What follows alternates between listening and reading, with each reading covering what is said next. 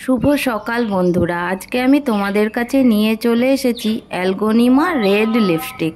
এই গাছটা দেখতে কিন্তু খুব সুন্দর।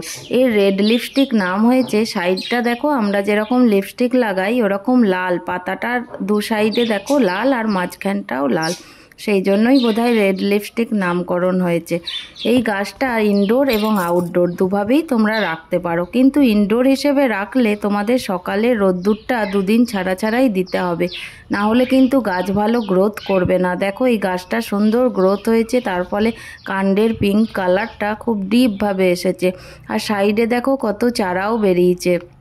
আর আউটডোর হিসেবে যদি তোমরা রাখো সেদিকেও খেয়াল রাখতে হবে, ভারী বৃষ্টিতে গাছটা যেন সেই জল না পায়, তাহলে কিন্তু গোড়ায় পচন ধরবে। আর এই যে এইভাবে চারিদিকে যে চারা বেরিয়েছে সেগুলো কিন্তু আর বেরোবে না। দেখো এই গাছটা যে ভালো গ্রো করেছে সেটা তোমরা দেখতেই পাচ্ছ, মাদার প্ল্যান্টসটা দেখাই যাচ্ছে না, এই দেখো একদম ভেতরে আছে। আর পাতাগুলোর কালারটাও দেখো কত ডিপ এসেছে, তার ফলে গাছটা দেখতে খুব সুন্দর লাগছে। জলটা রোজই জল একটু একটু করে দিতে হবে, তার ফলে গাছটা খুব সুন্দরভাবে বেড়ে উঠবে। দেখো গাছটার ভেতরে কাণ্ডটা তোমাদের দেখাচ্ছি, কত ডিপ পিঙ্ক কালার এসেছে, আর পাতাগুলো দেখো কত সুন্দর লাগছে। ঘরে এর মধ্যে একটা ছোট্ট টি টেবিলে যখন এই টবে এই গাছটা থাকে, ঘরের সৌন্দর্য আলাদাভাবেই বেড়ে যায়।